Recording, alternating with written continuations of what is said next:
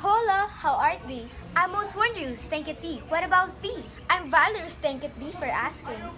Oh, there are other people. Hello, I'm Ivy. Hi, I'm Colleen. You must be wondering what are we saying, right? It's called the Old English language, or also known as Anglo-Saxon language, originated as a group of Anglo-Frisian dialects which were spoken at least by the settlers in England and southern and eastern Scotland in the early Middle Ages.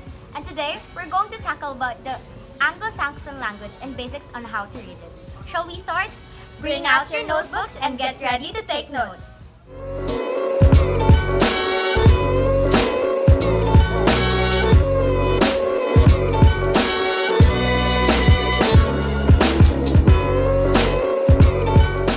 Before anything else, let us unfold the history of Old English developed from a set of Anglo-Frisian dialects, originally spoken by Germanic tribes traditionally known as the Angles, Saxons, and Jutes.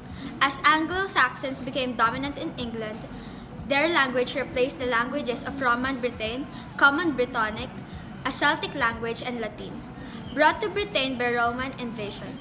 Old English had four main dialects associated with particular Anglo-Saxon kingdoms: Mercian, Northumbrian, Kentish, and West Saxon.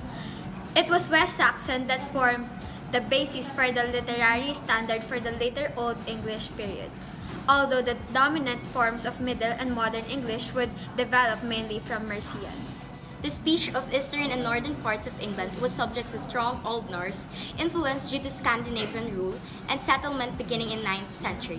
Old English is one of the West Germanic languages, and its closest relatives are Old Frisian and Old Saxon. Like other Old Germanic languages, it is very different from modern English and difficult for modern English speakers to understand without study. Old English grammar is similar to that modern German. Nouns, adjectives, pronouns, and verbs have many inflectional endings and forms, and word order is much freer.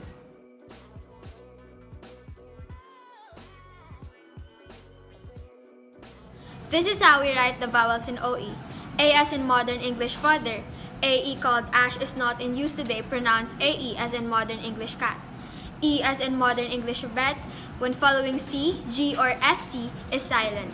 EA, a diphthong starting with AE and ending with A. EO, a diphthong starting with E and ending with O. I as in modern English feet. IE as in modern English seat. O as in modern English boat. U as in modern English fool. Y like I but pursed lips as in German Uber or Fube, or as in French Russie or do. Y with dash like I with dash but with pursed lip as in French too. A diphthong as a syllable that begins with your mouth forming one letter and ends with U forming another. Pretty tricky, right? Also, ea, starting by saying the A in the cat, and a from the father. Iya, starting with the long A and end with the a. Eo, starting with the E from the bat and end with the O from the boat. This is a tough one because scholars aren't totally sure if this is the correct pronunciation. Later in Anglo-Saxon history, it was pronounced as a mothfong and replaced with I or E. For the sake of the studying language, however, most people agree that this is an acceptable way to pronounce it. Same as IE. C as in modern English cow, before A, O, U, and Y, C is pronounced like K. Before E and I, C is pronounced like CH. C, as in modern English chew, double CC, is pronounced like CH. F represents both the F and V sounds. F as in modern English fox, between voice sounds V. G, as in modern English good, before voice sounds E, in some older texts is used instead. Before A, O, U, and Y, G is pronounced like G in good. Before E and I, G is pronounced like Y in yet. Dotted G as in modern English yes, after N as in angel. H within words are finally X or C, like German Z. S represents both the S and Z sounds, and S as in modern English sin, between voice sounds Z. Sh, usually as in modern English show, occasionally sk.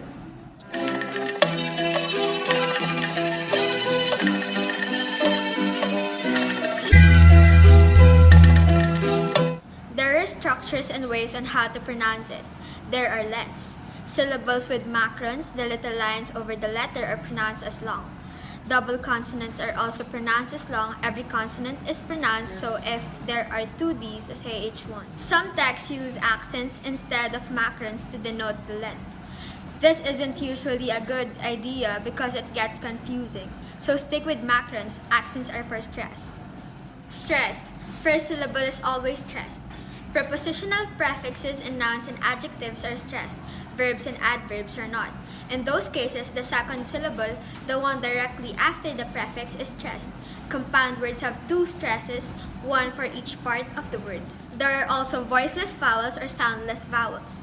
When you speak of a word with a voiceless vowel, you won't be hearing it. Like Philadelphia, the H is silent, the only difference is we're talking about vowels. Dots over C and G when they are before the front vowels I and IE in the diphthongs EA and EO. At the end of a syllable where G follows any front vowel unless a back vowel immediately follows. For C, only after I. In the few cases where G derives from J instead of G or Y. Now, for a short quiz.